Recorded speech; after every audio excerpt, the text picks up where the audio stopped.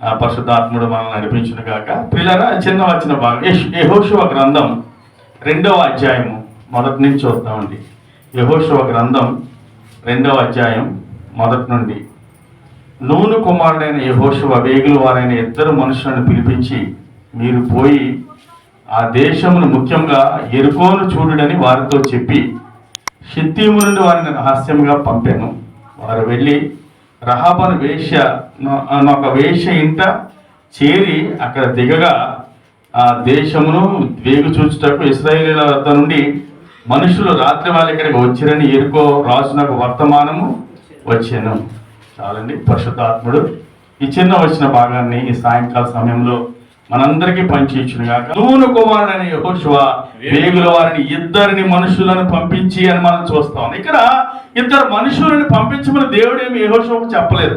యెహోషువ పెద్ద సైన్యాధిపతి, గొప్ప వీరుడు. యెహోషువ గ్రంథానికే పెద్ద పేరేంటంటే విజయాల గ్రంథము అంటారు. దీని తర్వాత న్యాయాధిపతుల గ్రంథం అని చూసారా, అపజయాల గ్రంథం అని పిలుస్తారు ప్రియులారా. కాబట్టి యెహోషువ ఎక్కడికి వెళ్ళినా విజయమే దేవుడు అనుగ్రహించాడు ప్రియులారా. అక్కడ అలాగనే మనం చూస్తాం. అలాగైతే అతను ఇండివిజువల్ ఒక నిర్ణయం తీసుకుని 2 వేగుల వారిని పిలిపించి వారిని మీరు పోయి ఆ దేశమును ముఖ్యంగా యెరికోను చూడుడని వారితో చెప్పి షిత్తీము నుండి వారిని రహస్యంగా పంపేను అని చూస్తున్నాం. 2 మనుషులను పంపించినట్లుగా మనం చూస్తా ఉన్నాం ప్రియులారా. అవును, మనం ఏ పని చేసినా ఇద్దరిద్దరుగా జతలుగా, అవును కదా. సృష్టి క్రమము జరిపించినప్పుడు కూడా ఆదామును చేసి వెలుతిగా ఉందని చెప్పి హవ్వను నిర్మించి ఆయనకి సాటి అయిన సహాయముగా ఇచ్చినట్లుగా చూస్తాం. అంతేకాదు వారిద్దరు పాపం చేసినప్పుడు కూడా వారిద్దరిని బయటికి పంపించినట్లుగా మనం చూస్తాం. అంతేకాదు నోవహు ఓడలోనికి జతలుగా వెళ్ళారు తప్ప ఒక్క జంతువు వెళ్ళిందా? మరి మనమైతే ఏం చేస్తాం? కొన్నిసార్లు భర్తను తీసుకెళ్తాం. నువ్వు వస్తాడా నాకేదో అవమానంగా ఉంటుందంటే. కొంతమంది భార్యలు, కొంతమంది భర్తలు ఏం చేస్తారు? భార్యను వదిలిపెట్టేసి ఆయనే వెళ్తా ఉంటాడు అన్నిటికీ. అలా కాకుండా ఇద్దరుగా వెళితే అదొక కుటుంబంగా ఉంటే, భార్య భర్త ఒక నిండుగా ఉంటుంది, అదొక కుటుంబంగా ఉంటుంది, ఒక సాక్షార్థంగా ఉంటుందని ఇక్కడ ఆ మాట 2 అనే మాటలో మనం చూస్తా ఉన్నాం పిల్లలు. కాబట్టి ఇద్దరిద్దరుగా వారు వెళ్ళినట్టు. అంతేకాదు యెహోషువ చెప్పినట్లుగా అక్కడ వారిద్దరు కూడా వారు చెప్పారు, పిలిచాడు, రహస్యంగా వారు పంపించాడు. ఎందుకు పంపించాడు ఇక్కడ రహస్యంగాని ఆలోచన చేస్తే ప్రతి మాట మీద కొద్ది మాటలు చెప్పిన దాటిపోతా ఉంటాను. మీ మనసులో ముద్రించుకోండి. ఎందుకు 2 రహస్యంగా పంపించాడు? సంఖ్యాకాండము 13-14 అధ్యాయాల్లో ఇంతకు ముందు మిమ్మల్ని కనాను దేశంలో ప్రవేశపెడతానంటే మోషే గారు ఏం చేశారు? ఒక 12 మందిని గోత్రకర్తలను తీసుకొని మీరు వెళ్ళి కనాను వెళ్ళి చూసిరండి అని చెప్పి పంపిస్తే దాంట్లో ఎంతమంది మంచి సమాచారం ఇచ్చారండి? ఓన్లీ 2 మంచి సమాచారం ఇచ్చారు. 10 మంది చెడ్డ సమాచారం ఇవ్వడం వల్ల వారందరూ కూడా ఆ 14 అధ్యాయంలో చూస్తాం, భయపడి బట్టలు చింపుకొని ఏడుస్తూ రాత్రంతా ఏడుస్తూ మాకు ఒక నాయకుడిని ఏర్పాటు చేయ మోషే, మేము వెనక్కి వెళ్ళిపోతాం మళ్ళీ ఐగుప్తుకి అని చెప్పి వారి హృదయంలో కలవరం పుట్టినట్లుగా మనం చూస్తాం ప్రియులారా. కాబట్టి మనం ఎవరైనా ఇతరులతో ఏదైనా మాట్లాడేటప్పుడు మన మాటలు మధురముగా ఉండాలి, కానీ కలవర పెట్టే విధంగా, భయపెట్టే విధంగా, వాళ్ళని భయకంపితులు చేసే విధంగా ఎప్పుడు కూడా ఉండకూడదనే విషయాలు ఇక్కడ మనం నేర్చుకుంటా ఉన్నాం ప్రియులారా. వీరిద్దరు కూడా యెహోషువ మాట వింటున్నట్లుగా మనం చూస్తా ఉన్నాం ప్రియులారా. మాట విని లేదు మేమెందుకు వెళ్ళాలి, అప్పుడు అక్కడేమో నైల్ నది అంతా ఈదుకుని వెళ్ళాలి, వీళ్ళేమో నైల్ నది యువతలు, అదే యోర్దాను నది యువతలు ఉన్నారు కదా, అవతలకు వెళ్ళాలి. తర్వాత అక్కడ కొండలు గుట్టలు ఇవన్నీ దాటుకుని ఆ దేశంలోకి వెళ్తాం. అక్కడ రాజులేమో ఆల్రెడీ వీళ్ళు ఇక్కడ నది దగ్గరకు వచ్చారు, ఇశ్రాయేలు ప్రజలు వారు చాలా గొప్పవారు అని చెప్పి వాళ్ళంతా కూడా విన్నారు. వారి గుండెల్లో గుబులు పుట్టుకుని ఉంది. ఇలాంటి పరిస్థితులు మేము వెళ్ళమా అని చెప్పి ఎదురు చెప్పిన వారు కాదు ప్రియులారా. అవును, మనకు కూడా దేవుడు కొన్నిసార్లు ఈ పని చేయి, అక్కడికి వెళ్ళు, వాళ్ళని దర్శించు, లేకపోతే ఇలా చేయి అలా చేయని చెప్పినప్పుడు దేవుని మాటకు లోబడి మనం ముందుకు వెళ్ళేవారు. అలాగే మనతో దేవుడు మాట్లాడుతున్నప్పుడు కూడా మన హృదయాలు తెరవబడినప్పుడు మన హృదయాల్లో దేవుని వాక్యమును మనం అంగీకరించి అలాగున మనల్ని మనం సరి చేసుకుని ముందుకు సాగే వారంగా ఉండాలనే విషయాలు మనం ఇక్కడ నేర్చుకుంటా ఉన్నాం ప్రియులారా. అంతేకాదు ఇక్కడ వారు పోయి ఎక్కడ దిగారంటే ముందుగా యెరికోను చూడమన్నారట.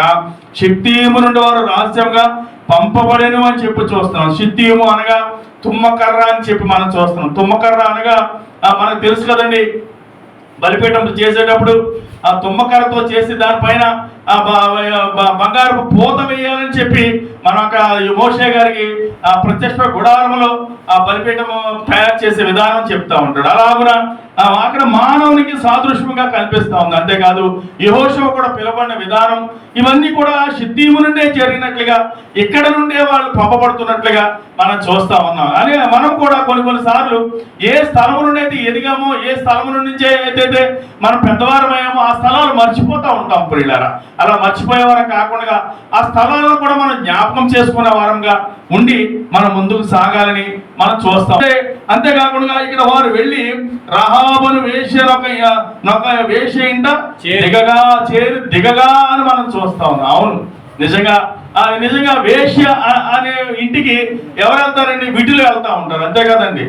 ఆమెతో ఏదో అక్రమ సంబంధం పెట్టుకోవడానికి లేకపోతే కాసేపు కాలక్షేపం చేయడానికి వెళ్తారు. కానీ వీళ్ళైతే దేవుడే రాహాబు వద్దకు వీరిని పంపించినట్లుగా ఎంచేతనంటే ఆ విషయాలని కొన్ని కింద వచనాల్లో మనం చూస్తే రాహాబు వేశ్య యేసు ప్రభువారి గురించి ఆ దేవుని యొక్క గొప్పతనం విని ఆమె హృదయం కరిగిపోయినట్లుగా, ఆమె అక్కడే రక్షింపబడడానికి సిద్ధంగా ఉన్నట్లుగా, వీరు అక్కడ పంపింపబడినట్లుగా దైవ చిత్తానుసారంగా వారు రహాబును వేశ్య ఇంటికి వెళ్ళినట్లుగా మనం చూస్తా ఉన్నాం పిల్లలు. అంతేకాదు దేశమును వేగి చూచడానికి ఇశ్రాయేలు నుండి మనుషులు రాత్రి వాళ్ళు ఇక్కడికి వచ్చినని ఎరుకో రాజులకు వర్తమానము వచ్చేను అంటాం. అవును, వెంటనే ఆ రాజుకి తెలిసిపోయింది.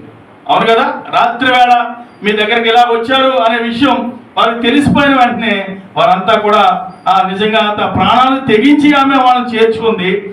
అంతేకాకుండా వారిని దాచిపెడుతున్నట్లుగా కూడా మనం చూస్తా ఉన్నాం ప్రియులారా. అవును, దేవుని బిడ్డల్ని మనం ఎప్పుడైనా దేవుని బిడ్డలు ప్రార్థన చేయడానికి వస్తే మనం ఏం చేస్తాం? కిందకి పైకి చూస్తూ ఉంటాం. పర్లేదా పాస్టర్ గారు, ఏంటి డబ్బుల గురించి వస్తున్నారా లేకపోతే ఎలాగ వస్తున్నారు ఏంటి, ఇలాగ మనము ఆలోచన చేసే వారంగా ఉంటాం. ఇక్కడైతే రహాబును వేశ్య అయితే తన ప్రాణాలకు తెగించి ఇచ్చేదంటే వాళ్ళు వెంటనే వచ్చారు కదా, అంటే వాళ్ళ గురించి ఆల్రెడీ వాళ్ళు వెయిట్ చేస్తా ఉన్నారు. వాళ్ళు వచ్చిన వెంటనే వాళ్ళు వచ్చినట్లుగా మనం చూస్తా ఉన్నాం పిల్లలు. ఇక్కడ అలాగున వారంతా కూడా వారిని అడుగుతా ఉన్నారు. ఒకవేళ దొరికితే కనుక వాళ్ళు వెంటనే ప్రాణాలు తీసేవారుగా కూడా మనం చూస్తా ఉన్నాం. కాబట్టి ఆ ప్రాణాలు పోతాయన్నా కానీ ఆమె భయపడక దేవుని బిడ్డలను చేర్చుకొని వారి మిద్ది మీద దాస్తున్నట్లుగా మనం చూస్తా ఉన్నాం. అవును, మిద్దె మీద దాస్తున్నట్లుగా మనం చూస్తా ఉన్నాం ప్రియులారా. అంటే మిద్దె అనేది మన పైకి చూసే వారంగా ఉండాలని తులసి పత్రికలో ఉంటది.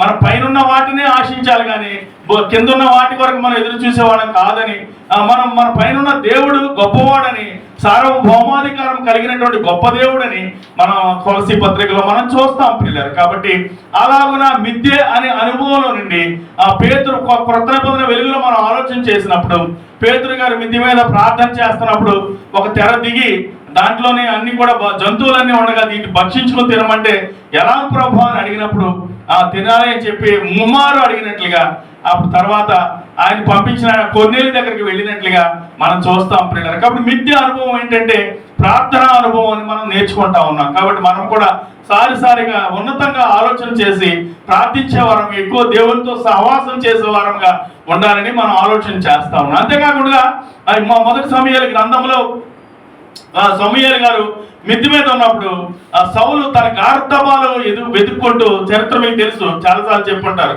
అక్కడికి వెళుతూ ఉంటాడు. మొదటి రాజు, ఇశ్రాయేలు మొదటి రాజు అయినటువంటి సౌలు ఆ మిద్దె మీదకి వెళ్ళినప్పుడు సమూయేలు గారు ఆయన మిద్దె మీదనే కొమ్ము తీసుకొని రాజుగా ప్రతిష్ఠించిన విధానం కూడా మనం చూస్తాం ప్రియులారా. కాబట్టి మిద్దె అనేది దేవునితో సహవాసమని, పైన వాటిని వెతికేవారమని, ప్రార్థన దానికి సాదృశ్యమని మనం అక్కడ వస్తూ ఉన్నాం ప్రియులారా. కాబట్టి అలాగున రహస్యంగా వారిని దాచిపెట్టి మిద్దె అనుభవం, మిద్దె మీద దేవుని సువార్త వినినట్లుగా అక్కడ మనం చూస్తా ఉన్నాం ప్రియులారా. చూడండి, మనుషులు నా యొద్దకు వచ్చిన మాట నిజమే, వారు ఎక్కడి నుండి వచ్చారో నేను ఎరుగను. చీకటి పడుచుండగా వేయబడి వేలను మనుషులు వెలుపులకు వెళ్ళిపోయి వారు ఎక్కడికి పోయిరో నేను ఎరుగను. మీరు వారిని శీఘ్రముగా తరిమిన అని చెప్పి మీరు పట్టుకొందురు అని చెప్పి మిద్దె మీదకి ఆ ఇద్దరిని ఎక్కించి దాని మీద రాసి వేసి జముకు జమ్ము వేసి జనుపెట్టుకులో వారిని దాచిపెట్టెను. జనుప కట్టెలో వారిని దాచిపెట్టాను అంటాం. అవును అవును. అప్పుడు దేవుని బిడ్డలను ఏం చేస్తా ఉన్నారండి? జమ్ము పెట్టెలో దాస్తా ఉంది ప్రియులారా. నిజంగా వాళ్ళు వచ్చి మిద్ది మీదకి వచ్చి మీ ఇల్లంతా వెతుకుతాము అంటే దొరికితే ఏం చేస్తారండి? ఈమెని వాళ్ళని తుత్తినీలుగా చంపేస్తారు. ఎందుకంటే శత్రువులు కదా. ఆ రోజుల్లో మరణశిక్ష ఇంకేం ఉండదు, లేదంటే జీవిత ఖైదీ వేస్తారు వాళ్ళిద్దరిని. ఈమెను కూడా ఇలా చేస్తావా, నమ్మక ద్రోహం చేస్తావా నువ్వు అని చెప్పి ఈమె ప్రాణం తీసేస్తారు. కాబట్టి దేవుని బిడ్డల్ని చేర్చుకోవడానికి ప్రాణాలను తెగించి వారిని దాస్తూ ఉంది ప్రియులారా. ఇక్కడ జమ్మ కట్టెతో వారిని దాచిపెట్టెను, ఎక్కించి రాశి వేసి ఉన్న జనుప కట్టెతో వారిని దాచిపెట్టాను. అవును అవును. మీకు ఏం గుర్తు వస్తుంది ఇక్కడ? మోషే పుట్టినప్పుడు 3 నెలలు దాచారు మోషేని, తర్వాత దాయలేకపోయారు. ఫరో ఆజ్ఞ ఏంటండి? ఇశ్రాయేలు ప్రజలందరినీ, మగ పిల్లలందరినీ కూడా 2 సంవత్సరాల లోపు ఉన్న వారందరినీ కూడా చంపివేయమని ఆర్డర్ ఇచ్చారు. 3 నెలలే దాచానికి, తర్వాత దాయలేకపోతా ఉన్నారు. అప్పుడు తల్లి ఏం చేసిందండి? జనుపు పెట్టిలో పెట్టి, అంటే బాబా జనుపు పెట్టి అంటే అక్కడ ఏంటంటే భద్రత అనమాట, క్షేమం అనమాట, ఆశ్రయం అనమాట, దేవుడే ఆశ్రయం అన్నట్లుగా వారిని జనుపు పెట్టిలో పెట్టి మోషేని దాచినట్లుగా. ఏ ఇంటిలోంచి అయితే ఆ చట్టం చేయబడిందో, ఎవరి దగ్గర నుండి చంపివేయమని శాసనం వచ్చిందో, అదే ఇంటిలో 40 సంవత్సరాలు పెంచబడ్డాడు. దేవుని యొక్క సంకల్పం, దేవుని యొక్క నిర్ణయం ఎంత గొప్పగా ఉంటుందో ఒకసారి ఆలోచించేయండి. కాబట్టి అలాంటి మోషే వారి వరకు పెంచబడి, ఏ ఇంటి నుంచి అయితే శాసనం వచ్చిందో ఆ ఇంటి నుండే పెంచబడి, ఆ ఇంట్లోనే పెంచబడి, అదే ఇశ్రాయేలు ప్రజలను ఆ ఐగుప్తు నుండి విడుదల చేయడానికి అతను ప్రణాళిక కలిగి దేవుడు అని పెంచినట్లుగా మనం చూస్తా ఉన్నాం. కాబట్టి మనం కూడా దేవుని బిడ్డలను మన ఇంట చేర్చుకొని, వారు చేసేటువంటి ప్రార్థనలు, వారు చెప్పేటువంటి మాటలు మన హృదయాన్ని ఎక్కించుకునే వారంగా ఉండాలని మనం చూస్తా ఉన్నాం ప్రియులారా. అంతేకాదు 9వ వచనం నుండి ఆమె దేవుని గురించి చెప్తా ఉంది. ఏమి విన్నదో చెప్తా, నేను దాటిపోతా ఉన్నాను. ఇంకా చాలా వాక్యాలు ఉన్నాయి, రెఫరెన్స్లు ఉన్నాయి, నేను అన్ని మాటలు చెప్పలేకపోతా ఉన్నాను. ఏం చేద్దంటే 1-2 వచనాలే మేము 2 వారాలు చెప్పుకున్నాం.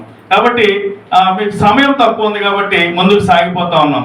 చూడండి 9వ వచనం చదవండి. యెహోవా ఈ దేశమును నీకు ఇచ్చుచున్నాననియు. ఆమె మిద్ది మీదకి వెళ్ళి వాళ్ళతో మాట్లాడుతూ ఉంది. ఆ మాటలు జాగ్రత్తగా వినండి. మనకంత విశ్వాసం ఉంటుందా? ఒకసారి ఆలోచన చేయండి. యెహోవా ఈ దేశమును మీకు ఇచ్చుచున్నాడనియు, మీ వలన మాకు భయము పుట్టుననియు, మీ భయము వలన ఈ దేశ నివాసులందరికీ ధైర్యము చెడుననియు నేను ఎరుగుదును. మీరు ఐగుప్తు దేశంలో నుండి వచ్చినప్పుడు మీ ఎదుట యెహోవా ఎర్ర సముద్రపు నీరును ఎలాగో ఆరిపోచేసెను. యొర్దాను తీరమున అమోరీయుల 2 రాజులైన సీహోనుకును ఓగుకును మీరేమి చేసిద్రో అనగా మీరు వారిని అలాగూ నిర్మూలం చేసిద్రో ఆ సంగతి మేము వింటిమి. అన్నీ విన్నదంట. ఎవరో ఈయన దగ్గరికి వచ్చిన విటుడు ఇశ్రాయేలు ప్రజల గురించి అతను తెలుసుకున్న విషయాలన్నీ కూడా ఈమెకి చెప్పాడట. అప్పుడు వెంటనే వెళ్ళవలేవా చెప్పలేవా వెళ్ళండి, కథలు చాలా చెప్తూ ఉంటారు మా దగ్గరికి వచ్చిన వాళ్ళంతా కూడా అని తీసి పాడలేదు. ఆ గొప్ప దేవుని చూడాలి, ఆ గొప్ప దేవుని నేను విశ్వసించాలి అనే కాంక్షతో ఉన్న ఆమె హృదయం ఎరిగిన దేవుడు వీరిద్దరిని కూడా ఆమెను రక్షించడానికి వీరి దగ్గరికి పంపించినట్లుగా చూస్తా ఉన్నాం. ఇక్కడ చూడండి ఆమె ఏమంటుందో, మేము వినినప్పుడు మా గుండెలు కరిగిపోయాను. మీ దేవుడైన యెహోవా పైన ఆకాశమందును క్రింద భూమి యందును దేవుడే. మీ ఎదుట ఎట్టి మనుషులకైనా ధైర్యమే మాత్రము ఉండదు అని చెప్పి ఆమె వారి గురించి చెప్తా ఉంది. ఆ దేవుడిని ప్రస్తుతిస్తా ఉంది, గణపరుస్తా ఉంది, మయంపరుస్తా ఉంది. అవును, మీ దేవుడు ఐగుప్తు నుండి దాసత్వం నుండి మేము విడిపించినప్పుడు మీరు వచ్చేటప్పుడు ఎర్ర సముద్రాన్ని పాయలుగా చేశాడే, ట్రంక్ రోడ్ వేశాడే నదిలో, అది సముద్రంలో మాకు తెలిసింది. అంతేకాకుండా వచ్చేటప్పుడు 2 రాజులు అడ్డుకున్నారు. ఆ ఇద్దరు రాజులకి మీరు ఏం ముందు అడిగారు, మీరు మీ రాజ్యం గుండా కుడికి కానీ ఎడమకు కానీ అనే మాట అక్కడే వస్తుందండి. ధర్మశాస్త్రంలో కూడా మనం చూస్తాం కదా, దేవుడిని తప్ప కుడికి కానీ ఎడమకు కానీ తొలగిపోమనే మాట ఇక్కడే చూస్తాం, సంఖ్యాకాండంలో చూస్తాం అన్నమాట, నిర్గమకాండంలో కూడా. మేము ఏది ముట్టుకోమయ్యా, నీ రాజ్యం గుండా మేము అంతా వెళ్ళిపోతామని అంటే రాజులు పెద్ద ఫోజు కొట్టారండి. నో మా దేశం గుండా వెళ్ళడానికి వీల్లేదు అని చెప్పి అన్నప్పుడు, రైట్ అయితే యుద్ధానికి సిద్ధపడండి అని చెప్పి ఆ ఇద్దరు రాజులు కూడా ఓడించి ఏ ద్వారం ఏ మార్గం గుండా వెళ్ళవద్దన్నారో అదే మార్గం గుండా వారు పయనించి వచ్చినట్లుగా, యోర్దాను నది వరకు వచ్చినట్లుగా, తర్వాత మారాకు వచ్చినట్లుగా మనం చూస్తా ఉన్నాం. ఈ విషయాలన్నీ కూడా మేము విన్నప్పుడు మా హృదయాలు కరిగిపోయాయి, మాకు భయం పట్టుకుంది. ఆ ఇశ్రాయేలు దేవుడు ఎంత గొప్పవాడో, మీ దేవుడైన యెహోవా పైన ఆకాశం అందును కింద భూమి అందును దేవుడే, మీ ఎదుట ఎట్టి మనుషులకైనా ధైర్యం ఏమాత్రము ఉండదు. ఆయన బిడ్డలమైన మనము ఏ కార్యం చేసి తలపెట్టినా మనల్ని ఎవరు కూడా ఎదుర్కోవడానికి సరిపోరు. కానీ మనం ఏం చేస్తూ ఉంటాం, బాబా పనులవారండి బాబు, వాళ్ళతో మేము మాట్లాడలేమండి, అక్కడికి వెళ్ళలేమండి, అసలు అడగడానికే మేము సరిపోవండి, వెళ్ళడానికే మేము సరిపోం అని భయపడిపోతూ ఉంటాం. అలాగ భయపడాల్సిన అవసరం లేదు. ఏం చేయాలంటే మన దేవుడు చాలా గొప్పవాడు, అనంతుడు, ఆ సముద్రాన్ని పాయలుగా చేయవాడు. నిన్ను చేసిన కార్యం తలపెట్టగా మెట్ట ప్రాంతాలన్నీ సరళంగా చేసి నీకు ముందుగా తన దూతను పంపించి ఆయన చేసేటువంటి అద్భుత కార్యాలు మనం నమ్మితే, విశ్వాసం ఉంచితే మనం చూడగలం. అవును కదా, ఆ రాహాబు కూడా విశ్వాసంతోనే ఆ యొక్క వారిని చేర్చుకున్నట్లుగా చూస్తాం. హెబ్రీ పత్రిక 11:37 చదవండి ఒకసారి. 11:37 చూడండి, హెబ్రీ పత్రిక 11:37 చూడండి.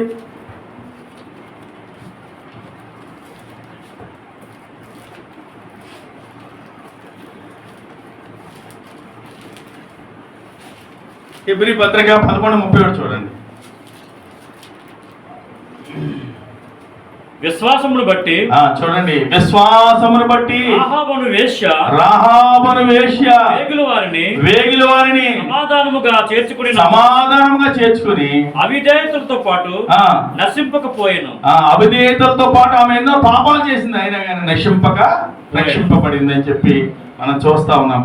కాబట్టి విశ్వాసముతోనే మనం ఏదైనా సాధించగలం. కానీ నమ్మకుండా అపనమ్మకంతో మనం అంతా కూడా ఏం చేస్తాం, దేవుని పనులు చేస్తా ఉంటాం. ప్రార్థన పాస్టర్ గారు చెప్పారు కదండి, ప్రార్థన చేద్దామనండి, లేదా పాస్టర్ గారిని పిలిపించి ప్రార్థన చేద్దామనండి అని చెప్పి అంటామే కానీ నేను విశ్వాసంతో ప్రార్థన చేస్తాను, తప్పకుండా దేవుడు నాకు ఈ కార్యం చేస్తాడు అని మనం విశ్వాసంతో ప్రార్థన చేస్తే తప్పక ఆయన మనకు విజయం ఇస్తాడు, నడిపిస్తాడు.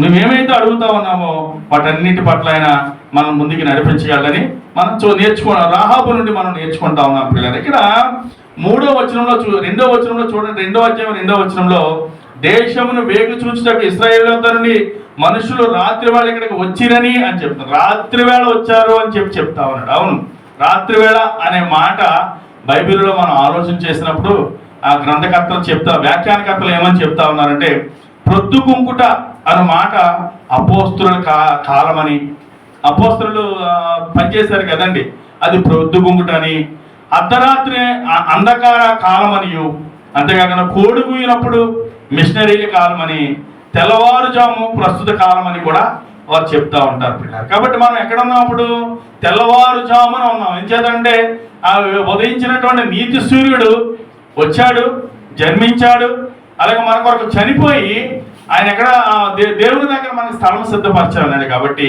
ఆయన వచ్చే సమయం దగ్గరగా ఆసనమై ఉంది కాబట్టి దానికి తెల్లవారు సమయం అని అంటాం.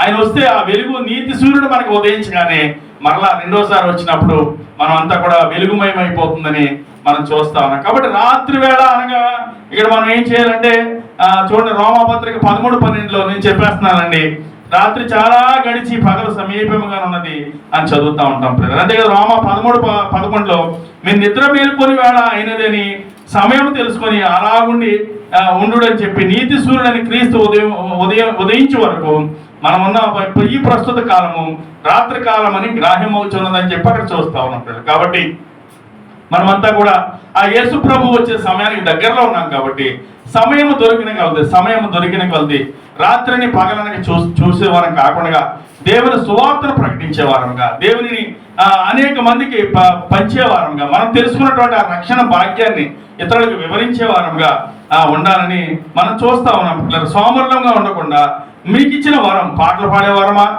లేకపోతే వాక్యం చెప్పే వరమా, సంఘాన్ని నడిపించేటువంటి నాయకత్వ వరమా, దాన్ని దేవుని సంఘం కొరకు వాడాలి తప్ప చాలా మంది ఇళ్ళ అలా కూర్చుని ఉండిపోతారండి. ఈ రోజున అలా వస్తే ఎన్ని వీధులు ఉన్నాయండి? 7 వీధులు ఉన్నాయండి. ఒక 2 వీధులు వచ్చినా కానీ మందిలో సరిపోతారండి, సరిపోదు. ఇప్పుడు ఏం చేస్తారండి వాళ్ళు? ఇంటి కిందకి వెళ్ళి చూడండి ఒకసారి, టీవీల దగ్గర కూర్చుని కాళ్ళు చాపుకుని బాగా చాపుకుని ఏదో ఆలోచిస్తావు, ఏదో చేస్తా, ఏదో కష్టపడిపోయి ఎవరి గురించో కష్టపడి అన్నట్టు. కానీ ఆ కష్టాన్ని ఆయన ఫలభరితంగా చేయాలంటే ఆయన దగ్గరికి వస్తే, ఆయన ఆశ్రయిస్తేనే జరుగుతుందనే విషయం చాలా మందికి తెలియదు. కాబట్టి మీకు తెలుసుకున్నారు కాబట్టి ఇది ఒక గొప్ప భాగ్యంగా మీరు ఎంచాలి పిల్లలు. ఇక్కడ ఒక వేశ్య అయినటువంటి రహాబు అందరి చేత చేర్వించబడింది. కుటుంబం అంతా కూడా ఆమెను వెలివేసింది. ఆమె దగ్గరికి ఎవరు రారు. అయినా కానీ వారందరినీ రక్షించాలని మిమ్మల్ని నేను చేర్చుకున్నాను, ఆ యేసు ప్రభు యొక్క గొప్పతనం తెలుసుకున్నాను. వెంటనే మారు మనసు పొందింది. మారు మనసు పొంది ఒక మాట అడుగుతా ఉంది, నా కుటుంబస్తులందరినీ, నా తల్లిదండ్రులను, అక్క చెల్లెండ్రులను. చదవండి ఆ వాక్యం చూడండి. అక్కడ ఆమె అడుగుతా ఉంది 12-13 వచనాలు. నేను మీకు ఉపకారం చేసేది 12 వచనం. నా తండ్రియు నా తల్లియు నా అన్నదమ్ములను నా అక్క చెల్లెండ్రులను వారు కలిగి ఉన్న వారందరూ చావకుండా బ్రతికనిచ్చి రక్షించినట్లుగా దయచేసి యెహోవా తోడని ప్రమాణం చేయుడ నేను. అవును ప్రియులారా, చూడండి, ఒక వేశ్య అందరినీ వదిలిపెట్టి తన జీవనోపాధి కొరకు ఏదో చేస్తా ఉంది. అయితే ఆమెకు ఒక మంచి తరుణం దొరికింది, మంచి అవకాశం దొరికింది. అప్పుడు అంటా ఉంది, నా అన్నదమ్ములను, అక్క చెల్లెళ్ళను, నా తల్లిదండ్రులను, వారు కలిగిన వారందరినీ రక్షించండి అని చెప్పి వారు ప్రాధేయపడతా ఉంది ప్రియ. అవును, మనకు ఆ భారం ఉందా? భర్త వస్తే భార్య రాడు, భార్య రాదు, భార్య వస్తే భర్త రాదు, వాళ్ళిద్దరూ వస్తే పిల్లలు రారు, పిల్లలు వస్తే తల్లిదండ్రులు రారు. అంతే, మన తల్లిదండ్రులు మన ఇంటి దగ్గర కాపలా పెడతా ఉంటాం పిల్లలు. అలా కాకుండా మరి మనమేమో దేవుడి సన్నిధికి ఒకవేళ ఈ రాత్రే దేవుడు వచ్చాడు అనుకోండి, మనమేమో పరలోకం వెళ్తాం. మరి వాళ్ళందరూ ఎక్కడికి వెళ్తారు? మరి రాహాబు ఉన్నటువంటి ముందు చూపు మనకు ఉందా? మన కుటుంబం పట్ల వేదన ఉందా, రోదన ఉందా? వారి గురించి ఆలోచన చేస్తా ఉన్నామా? మన పిల్లల గురించి ఆలోచన చేస్తా ఉన్నామా? మన పిల్లల గురించి ఆరాటపడతా ఉన్నామా? వారు కూడా రక్షింపబడాలని ఎప్పుడైనా ఆలోచన చేశామా? కాబట్టి ఎంత చక్కటి మాటలండి, ఆ అధ్యాయం అంతా కూడా ఎంతో చక్కటి మాటలు మనం చూస్తూ ఉంటాం పిల్లలు. కాబట్టి ఆ మనుషులు ఆమెతో అప్పుడు వాళ్ళ ప్రమాణం చేస్తా ఉన్నారు. కాబట్టి అలాగున మన కుటుంబం అంతటి కొరకు, కుటుంబం అంతా దేవుని సన్నిధిలో ఉండాలి పిల్లల. కుటుంబం అంతా దేవుని సన్నిధిలో ఉండాలి. చాలాసార్లు మా అబ్బాయికి బాగాలేదండి, మా అమ్మాయికి బాగాలేదండి, ప్రార్థన చేయండి అని ఆర్డర్ వేస్తారు పాస్టర్ గారికి. అమ్మాయి దేవుని సన్నిధికి రాదు. వీళ్ళు ఎంత ప్రార్థన చేస్తే సుఖమేంటి? దేవుడు వింటాడా? పోనీ మీరు ప్రార్థన చేస్తే దేవుడు వింటాడు? వాళ్ళు ప్రార్థన చేయాలి కదా. దేవాలయాన్ని నువ్వు చెప్పినట్టు చేస్తాను ప్రభా, నువ్వేం చేయమంటే చేస్తాను, నీ ఆజ్ఞ ప్రకారం కొడుకు కానీ ఎడమ కానీ తొలగిపోకుండా నీ వాక్య ప్రకారం నేను కట్టుకుంటాను ప్రభా, నా వ్యాధి తగ్గించు ప్రభా, ఈ కష్టాలు తొలగించు ప్రభా అని ప్రార్థన చేస్తే అప్పుడు మనం చేసే ప్రార్థన సపోర్ట్గా వెళ్ళి రికమెండ్ చేస్తున్నారు కదా అని చెప్పి కొంతమంది దేవుడు ఏం చేస్తాడు? వారికి కలిగిన ఆపద నుండి గట్టెక్కిస్తాడు. మనం అది చేయమండి, వాళ్ళందరినీ ఇంట్లో పెడతాం, మంచమే పట్టుకోబెట్టి ఉంచుతాం, దేవుని సన్నిధికి తీసుకురాం. మనమేమో ఇక్కడేమో ప్రార్థన చేసేమంటాం, అందరికి కనపడే వాళ్ళందరికీ ఏమంటాం, మా అబ్బాయి గురించి మా అమ్మాయి గురించి ప్రార్థన చేయండి సార్ అని చెప్పి మనం రిక్వెస్ట్ చేస్తూ ఉంటాం. ఆ ప్రార్థన అవుతుందా? సఫలమవుతుందా? ఆయన ఏమంటాడు మొహమాటానికి, అమ్మా చేశానమ్మా, రాత్రి అంతా చేశానమ్మా, ఇంకా చేస్తున్నాను, మళ్ళీ చేస్తానమ్మా అని చెప్పాను. చేస్తారా? అది జరుగుతుందా? స్వస్థత వస్తుందా? కాబట్టి అలా కాదు ప్రియులారా. ఇక్కడ చూడండి, అవకాశం వచ్చింది, దేవుని గొప్పతనం తెలుసుకుంది. ఆ దేవుడు ఎంత గొప్పవాడో, సర్వ సృష్టి కర్త అయినటువంటి దేవుడు ఆయన గురించి తెలుసుకున్న వెంటనే ఆమె ఏం చేసిందంటే తన కుటుంబం గురించి ప్రార్థన చేస్తూ ఉంది, అర్థిస్తూ ఉంది, ఆ వ్యాచన చేస్తూ ఉంది, వాళ్ళని అడుగుతూ ఉంది, నా కుటుంబం అంతా రక్షింపబడాలి. ఈ రాత్రి కాలంలో మనం అలా ప్రార్థన చేద్దామా? నా కుటుంబం అంతా ప్రార్థన చేయాలి, నా కుటుంబం అంతా రక్షింపబడాలి ప్రభువా, నా బిడ్డలంతా రక్షింపబడాలి ప్రభు, నా భర్త రక్షింపబడాలి ప్రభు, నా భార్య రక్షింపబడాలి అని చెప్పి ప్రార్థన చేద్దామా? అలాగున్న నిర్ణయాలు తీసుకుంటే దేవుడు ఎంతగానో మనల్ని ఆశీర్వదిస్తాడు, ముందుకు నడిపిస్తాడని మనం నేర్చుకుంటా ఉన్నాం పిల్లలు. అంతేకాదు ఇంకా కిందకు చూసినప్పుడు వాళ్ళని దాచిపెట్టింది. అంతేకాకుండా వారిని కిటికీ గుండా వారిని కిందకి పంపించినట్లుగా మనం చూస్తా ఉన్నాం పిల్లలు. వారిని దాటించినట్లుగా, అవును, వాళ్ళకి ఒక ఎర్రని దారం ఇచ్చారు. వాళ్ళు ఈ దారం కట్టండి అన్నప్పుడు ఆ కింద వచ్చిన మీరు చదివితే వెంటనే వారిని ఆ కిటికీ గుండా దించిన వెంటనే కట్టేసింది. రేపు కడతామండి, ఎల్లుండి కడతామండి అని వాయిదా వేసిందా? లేదు ప్రియులారా. వెంటనే వారు వెళ్ళిన వెంటనే ఇచ్చిన దారాన్ని ఆ కిటికీకి కట్టిన విధానం మనం 18-19 వచనాల్లో మనం చూస్తాం. వారు వెళ్ళిన తర్వాత ఆమె వారు ఇచ్చిన తొగరు దారమును కిటికీకి కట్టాను అని చెప్పి చూస్తున్నాం. కాబట్టి ఎంత చక్కగా ఆమె ఆ మాట ఫాలో అవుతుందో ఒకసారి చూడండి ప్రభు ప్రియులారా. కాబట్టి అలాగున ఆ ప్రియ ప్రభు మాట వినిన వెంటనే మనం అలా పాటించే వారంగా ఉండాలి. పాస్టర్ గారు ఇక్కడ ఒక సబ్జెక్ట్ తీసుకుని మనం చెప్పారనుకోండి, మరుసట్లో వెంటనే మనం ఇంటికి వెళ్ళిన వెంటనే అలాగున నన్ను నడిపించు ప్రభువా, ఇలాగున నన్ను నడిపించు ప్రభువా, నేను అలాగున ముందుకు సాగడానికి, నీ వాక్య ప్రకారం నేను నా కుటుంబం కట్టుకోవడానికి మీరు సహాయం చేయని ప్రభు అని చెప్పి మనం అడిగి పొందుకునే వారంగా ఉండాలని మనం చూస్తా ఉన్నాం. ఇక్కడ ఆమె చేసినటువంటి ఆ గొప్పతనానికి మత్తయి సువార్త ఆమె ఎంతగా దీవించబడిందో, ఇశ్రాయేలు ప్రజల్లోనికి అన్యులైన వారు రావడానికి లేదు ప్రియులారా. అక్కడ 6వ అధ్యాయానికి వచ్చేటప్పటికి, యెహోషువ గ్రంథం 6వ అధ్యాయానికి వచ్చేటప్పటికి వీళ్ళంతా జరిగిన విషయం అంతా పట్టుకొచ్చి యెహోషువ చెప్పారు. ఆ యొక్క ఆ యెరికో పట్టణాన్ని స్వాధీనం చేసుకోవడానికి వెళ్ళినప్పుడు ముందుగా వాళ్ళందరినీ రాహాబు ఇంటికి పంపించి ఆ ఇంట్లో ఉన్న వాళ్ళందరినీ కూడా తీసుకొచ్చి ఇశ్రాయేలు పాళెం దగ్గర పెట్టారు. కాబట్టి అలాగున చెప్పినప్పుడు ఎవరైనా బయట ఉంటే వాళ్ళంతా కూడా నరికివేయబడతారు. అంతేకాదు అక్కడంతా చంపివేశారు. మీరు ఈ కుటుంబం ఒకటి అక్కడ రక్షింపబడినట్లుగా మనం చూస్తాం. కాబట్టి విశ్వాసముతో ఆమె చేసింది ప్రియులారా. కాబట్టి ఆమె ఎంతగా ఆశీర్వదింపబడిందంటే ఇశ్రాయేలు ప్రజల పాళెం దగ్గరికి తీసుకొని రాబడింది. చూడండి, మత్తయి సువార్త 1వ అధ్యాయం 5వ వచనంలో చూస్తే యేసు ప్రభుల వారి వంశంలో చేర్చబడింది. అంతేకాకుండా సల్మాన్ అనేటువంటి కోటీశ్వరుణ్ణి, ఆ రోజుల్లో ధనవంతుడు ఒక కోటీశ్వరుని పెళ్లి చేసుకొని, యూదుడిని పెళ్లి చేసుకొని ఆయనకి బోయాజు అనేటువంటి కుమారుని కని గొప్ప ఐశ్వర్యవంతురాలుగా తీర్చబడినట్లుగా చూస్తాం. చూడండి, 5వ వచనం చదవండి. నైసోను సల్మాను కనెను, సల్మాను రాహాబునందు బోయాజును కనెను, బోయాజు రూతునందు ఓబేదును కనెను, ఓబేదు యెషయిని కనెను, యెషయి రాజైన దావీదును కనెను. చూడండి, యేసు ప్రభువుల యొక్క వంశ వృక్షంలో ఇశ్రాయేలు ప్రజలకి ఈమె కన్నా గొప్ప భక్తులు ఉన్నారు, అందగత్తులు ఉన్నారు, గొప్పవారు ఉన్నారు. వారందరినీ పక్కన పెట్టేశాడు. ఒక అన్యురాలు దేవుణ్ణి అంగీకరించిన కారణాన ఆమె ధన్యురాలై, ఆమె జీవితమే మారిపోయింది, ఐశ్వర్యవంతురాలు అయిపోయింది, ధనవంతురాలు అయిపోయింది.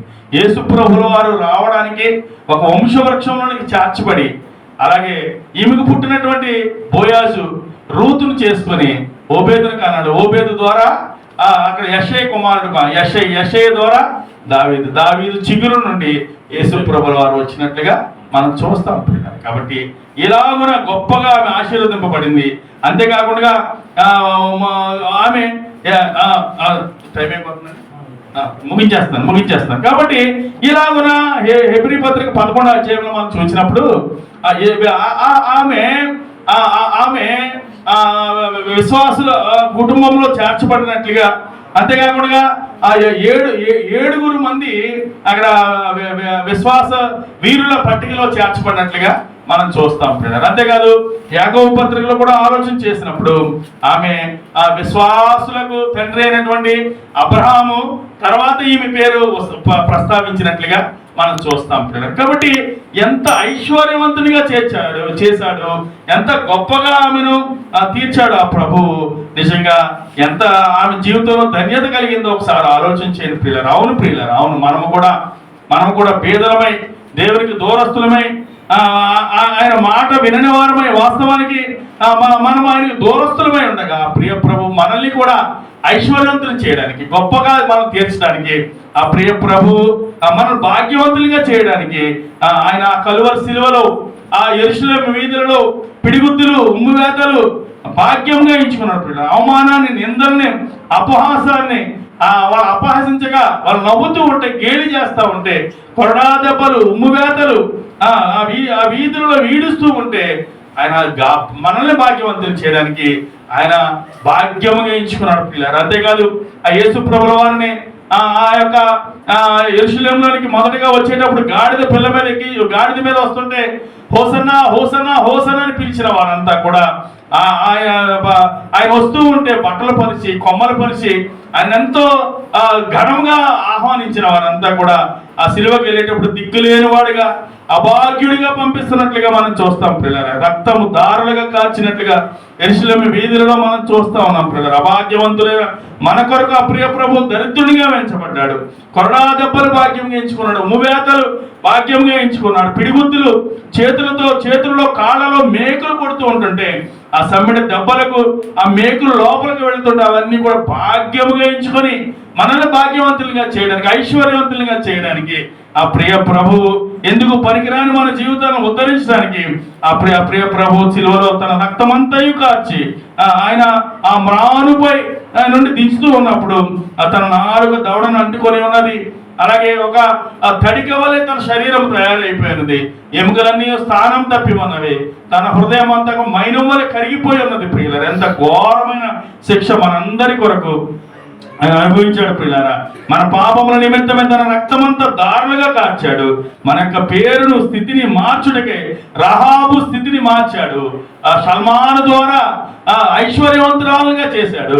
గొప్ప ధనవంతుడిగా బోయాజు కుటుంబాన్ని తీర్చిన విధంగా మనల్ని కూడా ఆయన తన కుమారులుగా చేయడానికి, రాజులైన యాజక సమూహంగా మనం తీర్చడానికి మనం అనుకుంటా ఉంటాం ఇది పేదవాళ్ళ ఇది, లేకపోతే ఎందుకు పనిచేయని వాళ్ళు కింద ఉన్న వాళ్ళ యొక్క ఆ దేవుడు అని చెప్పి మనం అనుకుంటాం. కానీ లేదు, ఆయన చనిపోవడం ద్వారా కలువరి శిలువలో తన ప్రాణం అర్పించడం ద్వారా ప్రియ ప్రభువు మన కొరకు అవన్నీ కూడా భాగ్యంగా ఎంచుకొని ఆయన మన కొరకు చనిపోయినట్లుగా అరిమితే ఏసేపు నికోదేము ఆయన శరీరాన్ని తీస్తూ శిలువ పైన దించుతూ ఉండగా డొల్లగా మారిపోయిన విధానం, ఎముకలు తప్ప ఇంకేమీ లేని విధానం మనం చూస్తా ఉన్నాం ప్రియులారా. ఆయన పొందిన దారిద్ర్యత వల్ల మనం ధనవంతులుగా తీర్చాడు ప్రియులారా. అంతేకాకుండా మన పాపాలను పరిహరించడానికి, మన పేరు జీవగ్రంథంలో రాయడానికి ఆయన మన కొరకు ఆయన శిక్ష అంతా కూడా ఆ శాసనములన్నింటినీ కూడా ముందుగా చెప్పబడినటువంటి ఆ విధానాన్ని అంతా కూడా కలువరి శిలువలో ఆయన నెరవేర్చి మనల్ని ఏం చేశాడండి, ఆయన శరీరమును తెర ద్వారా హెబ్రీ పత్రిక 9లో చూస్తాం. ఆయన శరీరమును తెర ద్వారా మనమంతా కూడా అతి పరిశుద్ధ స్థలములను ప్రవేశించే వారంగా నిజంగా ప్రత్యక్ష గుడారంలో ధర్మశాస్త్ర గ్రంథంలో చూసినట్లయితే మొదట ప్రత్యక్ష గుడారము ఆలయంలో ఆవరణము పరిశుద్ధ స్థలం, అతి పరిశుద్ధ స్థలం. అతి పరిశుద్ధ స్థలానికి ప్రధాన యాజకుడే వెళ్ళాలి తప్ప ఇంకెవరు వెళ్ళడానికి లేదు. కానీ ఆ పరిశుద్ధ స్థలానికి అతి పరిశుద్ధ స్థలానికి మధ్య ఉన్నటువంటి ఆ తెరను చింపివేసి మనమందరం కూడా అతి పరిశుద్ధ స్థలం వరకు వెళ్ళి దేవా ప్రభువా మా ప్రార్థన ఆలకించు ప్రభువా అని చెప్పి ఒక స్నేహితుడితో, ఒక తండ్రితో, ఒక భార్య భర్తతో మాట్లాడుకునే డైరెక్ట్ గా మనం ఆ ప్రభువునే వేడుకునే విధంగా అంతవరకు ప్రధాన యాజకుడు అంటే ఇప్పుడు పంతులు ఉంటారు కదా గుళ్ళో అర్చన చేస్తూ ఉంటారు, అలాగా వాళ్ళు ప్రార్థన చేస్తే దేవుడు వింటాడని ఉండేది.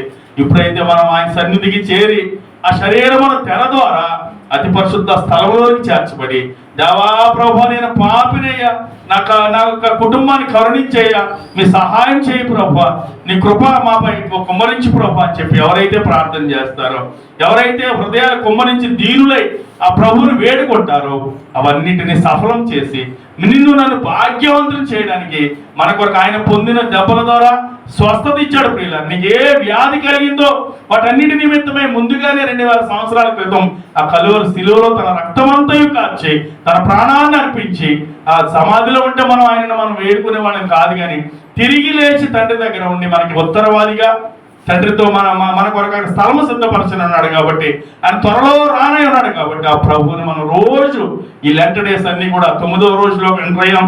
ప్రతి దినము కూడా ఆయన మన కొరకు ఆయన అర్పించినటువంటి ఆ శిలువ రక్తాన్ని, ఆయన చిందించినటువంటి పావన రక్తాన్ని జ్ఞాపకం చేసుకుంటూ ఆయన స్తుతిస్తూ ఘనపరుస్తూ మహిమపరుస్తూ మన జీవితాలకు ఇచ్చినటువంటి గొప్ప భాగ్యాన్ని తలస్తూ ఆయన ఆరాధించేవాడంగా స్తుతించేవాడంగా ఉండాలని ఈ సాయంకాల సమయంలో మనం అంతా వింటున్నాం. అట్టి కృప ధన్యత పరిశుద్ధాత్ముడు మనందరికీ అనుగ్రహించును గాక. ఆమేన్.